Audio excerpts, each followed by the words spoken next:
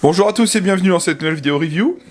Et aujourd'hui je retrouve pour une réplique de points de la marque Golden Eagle. Alors pour cette review aujourd'hui on va faire le GE3308, à savoir le Golden Eagle 1911 Strike Warrior. Donc pour la boîte c'est quelque chose de plutôt simple, hein. On a le logo Golden Eagle juste ici, voilà, avec une étiquette nous présentant le produit en question sur le côté gauche. À l'intérieur, on trouve donc un manuel Golden Eagle, un papier qui nous rappelle les sécurités en français, la réplique et son chargeur, une tige de nettoyage déborrage, un speed loader, très bien, et un petit échantillon de billes, donc toujours sympa.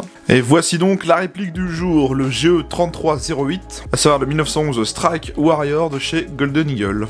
Voilà. Eh bien on va commencer par l'arme réelle. Le M1911, aussi appelé Automatic Colt Pistol ou Colt 45, est un pistolet semi-automatique à platine simple action avec un chargement par coup-recul du canon. Il a été le pistolet des forces armées des États-Unis pendant 74 ans, de 1911 à 1985. Les modèles civils et la plupart des modèles livrés aux forces américaines étaient fabriqués par la Colt Patton Firearms Manufacturing Company à Hartford dans le Connecticut. Le 1911 est l'une des rares armes à avoir été utilisée massivement lors des deux guerres mondiales. Conçu par John Moss Browning, le pistolet est adopté le 28 mars 1911 par l'US Ordnance Department et commence à être fabriqué le 28 décembre. Particulièrement robuste et fiable dès sa première version, il est modernisé en 1926, devenant le 1911 A1, et est encore produit aujourd'hui en différents modèles. Golden Eagle est une marque d'airsoft chinoise créée par un ancien fondateur de la célèbre marque chinoise Jingong. On retrouve donc de nombreuses similitudes sur certains modèles comme le G36, mais Golden Eagle s'est ensuite démarqué avec des modèles plus originaux, comme la M240, la MD65 ou encore la série des M870 à gaz.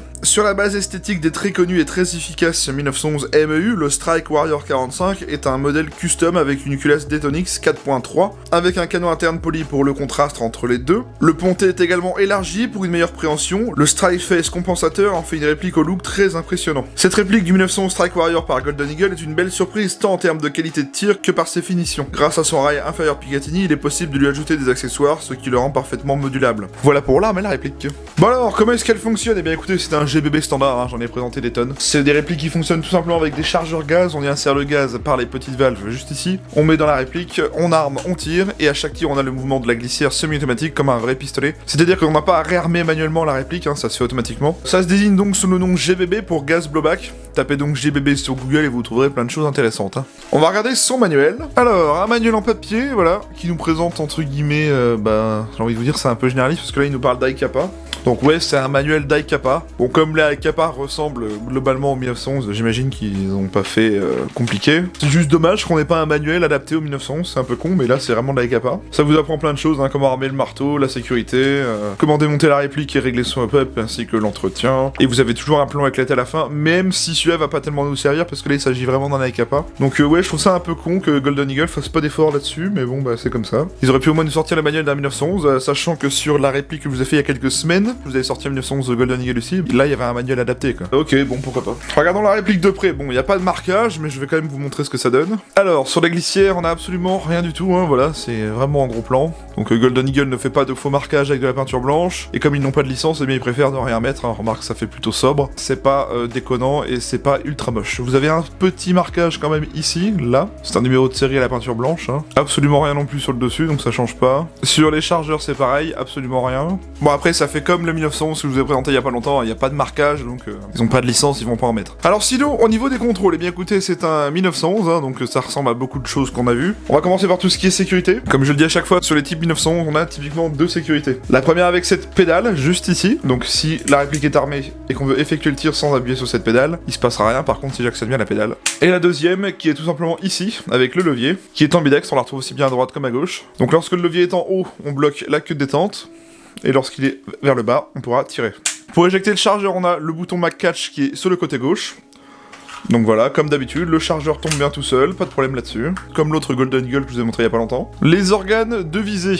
On a deux crans de mire sans point blanc, enfin sans œilleton, rien du tout. Avec pareil un guidon à l'avant qui n'a pas de marquage. Voilà, bon. Ça s'aligne à peu près bien, mais c'est vrai qu'on aurait bien aimé avoir des petits éléments de couleur, ça aurait été sympa. Lorsque la réplique a tiré sa dernière bille, on retrouve la glissière bloquée en arrière comme ceci. On enlève le chargeur vide, on en remet un plein, et on utilise l'arrêteur de glissière hein, pour réarmer la glissière vers l'avant. Voilà, comme ceci. Ou sur ce modèle, on a la possibilité de power stroker la réplique. Voilà. On dispose d'un rail Picatinny sous la frame hein, pour accessoiriser avec un désignateur laser, une lampe, ce que vous voulez. donc ça c'est bien d'origine. On a à l'avant un compensateur de recul, qu'on peut bien évidemment retirer, tout simplement en dévissant la vis Allen juste ici. Notez que sur la réplique on a une queue de détente droite, vous voyez, vraiment droite. Pas très commun sur un 1911, mais pourquoi pas. Et sinon, voilà pour les contrôles standards de la réplique, hein, vous voyez que ça reste un 1911 basique. Le démontage et l'entretien. Comme d'habitude, on va commencer par la première étape, on retire le chargeur. Voilà. Comme je vous l'ai dit tout à l'heure, vous avez le cran d'arrêteur de glissière et la petite demi-lune qui est juste ici. Eh bien, on va l'aligner la demi-lune avec l'arrêteur de glissière, à peu près comme ceci, voilà. De l'autre côté, on va l'appuyer ici, devant mon index, pour éjecter l'arrêteur de glissière. Et du côté gauche, on va retirer l'arrêteur de glissière, voilà, hop. Donc une fois que vous avez retiré l'arrêteur de glissière, bah, vous vous rendez compte que vous allez être coincé parce que le compensateur de recul va vous gêner. Donc il faut, oui, retirer le compensateur de recul, et ça c'est un peu chiant. Donc il vous faut des outils. Outils d'ailleurs qui ne sont pas fournis, hein, c'est à vous de les trouver. Donc voilà, on enlève la vis du compensateur de recul. Puis une fois la vis retirée, bah, on peut retirer le compensateur de recul, simplement. Et là, enfin, on pourra tirer la glissière en avant, pour aller la démonter en deux. Voilà. Donc là, on a la frame, hein, en métal, classique. Ici, on a la glissière, voilà, avec le ressort récupérateur, le nozzle, le canon, l'outer barrel. Donc on retire le ressort récupérateur, on retire cette pièce-là, voilà, qui se met à l'avant.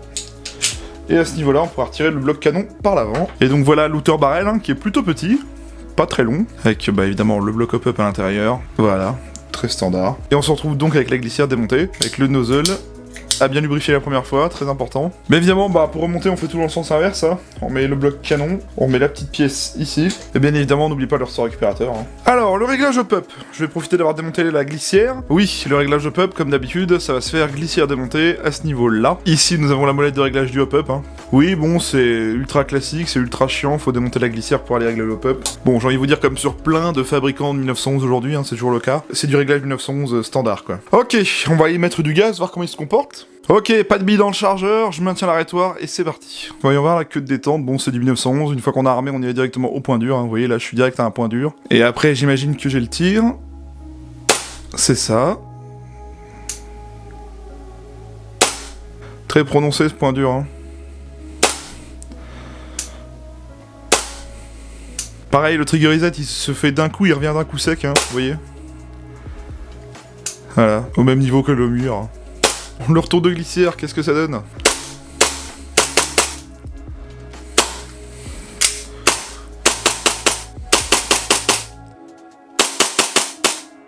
Écoutez, ça marche pas trop mal, hein. Le cycle est rapide, il est très sympa. Le kick est pas énorme, mais il est beaucoup plus puissant que sur celui que j'ai testé il y a pas longtemps. Très sympa au niveau du cycle. L'arrêteur de glissière, est-ce qu'il fonctionne? Ouais. Ouais, bah écoutez, tout fonctionne bien. Le cooldown. Donc le chargeur est froid, comme sur l'autre 1911 que j'avais fait Golden Eagle il y a pas longtemps, là. Contrairement à l'autre, je trouve que le cooldown, il est pas... Bon, là, faut dire que j'y ai pas été de ma morte. Mais je trouve qu'on a fait quand même beaucoup plus de tirs. Alors, est-ce que c'est le fait que la glissière soit moins lourde que l'autre? J'imagine que oui, parce qu'elle est beaucoup moins imposante, déjà. Donc, je pense que ça peut y jouer déjà sur les résistances de cooldown, donc c'est déjà pas mal. Non, sinon, en termes de sensation de tir, c'est pas vilain, j'ai bien aimé.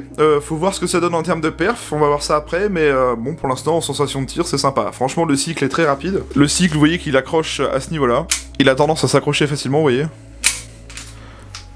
Ouais.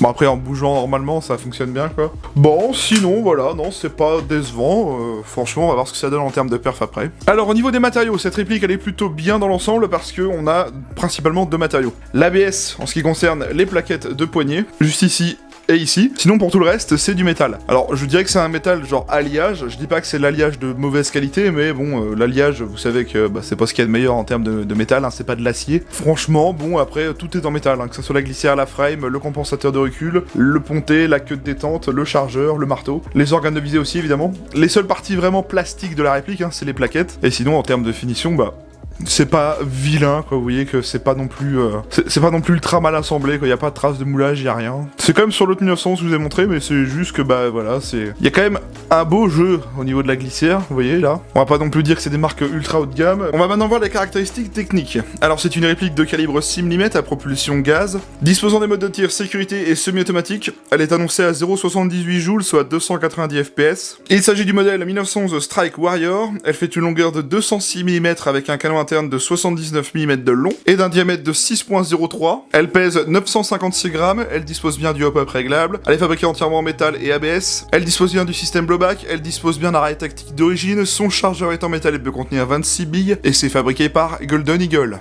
Bien, on a fait le tour de la réplique, on va aller au test chronie et au test de tir, et je vous retrouve juste après. Allez, à tout de suite.